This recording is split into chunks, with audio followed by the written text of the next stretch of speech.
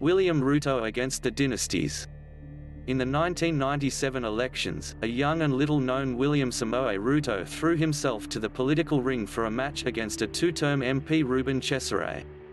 Reuben Chesere, who hailed from Kabarnet in Baringo district, had ascended to power in 1988 after dethroning William Murugo Arap Sina in an election that adopted the controversial Mulolongo system of voting, which had been ratified by KANU delegates in 1986.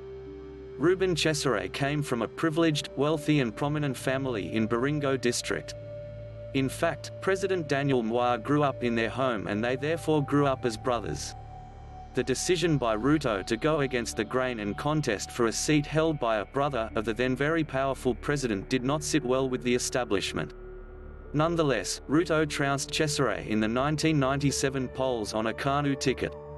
In the subsequent general election in 2002, Chesere decided to side with the opposition and contested on a National Rainbow Coalition (NARC) ticket with the hope of taking advantage of the wave it carried. Noting that his brother, who was at the time an outgoing president, was about to receive the wrath of the electorate after endorsing Uhuru Kenyatta as the KANU presidential flagbearer at the expense of household names. William Ruto, however, chose to be loyal to the party that brought him to power in the first instance. The 2002 elections proved to be the turnaround in Ruto's political career. It was after defeating the moneyed and experienced Chesere that Ruto's political character began to form.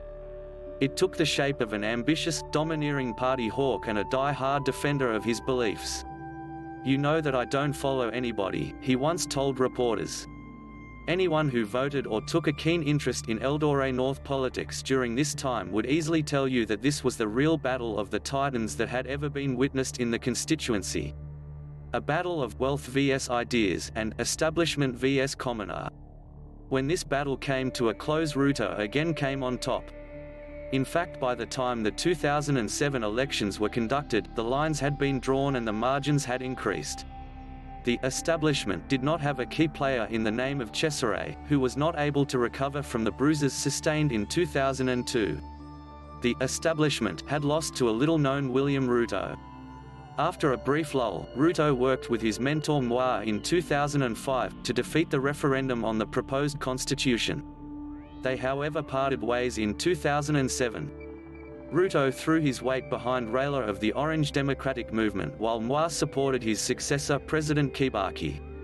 Ruto rallied the Kalenjin behind Raila to the last man. Ruto would later fall out acrimoniously with Raila over the conservation of the Mau forest, which the PM was spearheading.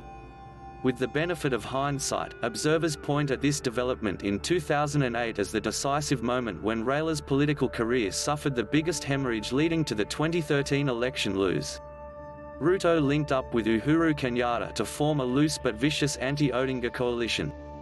The former Eldoret North MP was the cog of this grouping. So intensely did Mr Ruto capture the imagination of the country at the time that veteran journalist Philip Ochieng coined the term "Rutolitics" to refer to whatever masquerades as politics in Kenya. There is no doubt William Ruto was the face of the new political alliance. A political student of retired President Moi and his party leader turned nemesis Raila Odinga, he was the driving force of the alliance, the one with mobilization acumen. Ruto also walked against the grain when in 2010 he opposed the draft constitution, which a majority of Kenyans supported. It is this zero campaign which not only consolidated his hold on the Kalenjin but also saw him spread his wings amongst the Maasai and other pastoralists. Ruto's command came in handy for Uhuru in 2013 in a race in which one had to garner 25% of votes in at least 24 counties besides bagging more than 50% of the votes cast.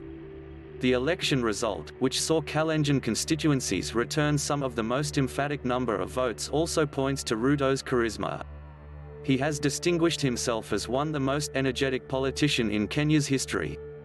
Miguna Miguna, in his memoir Peeling Back the Mask, describes Mr Ruto as charismatic, articulate, hardworking, rumbustious, and ambitious.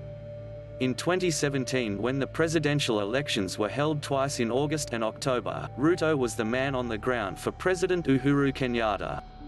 Known for his stamina, Ruto would undertake up to 5 campaign meetings in different parts of Kenya almost daily. The duo were re-elected, with most observers attributing the win to Ruto's groundwork. His charm and charisma left a mark in many people in most parts of Kenya. Fast forward to 2022. His name will again appear on the ballot. This time as a presidential candidate across the 47 counties, and his tallying center will unlikely be his small village of Sugoi, being overseen by Klimendi, but most probably at the heart of the capital city. It is important to note that Presidents Mwai Kibaki and Moi were also sons of commoners, with the former being the son of a raw tobacco seller. However, what will separate William Ruto's stab at the presidency is the fact that the establishment endorsed and gave their blessings to the two former presidents. Whatever the case, for a man who not only rose from the son of a peasant to the second most powerful office in the land in Kenya, his sharp rise to could not have been more dramatic. Will William Ruto beat the establishment again? Interesting times lay ahead. Thank you for watching.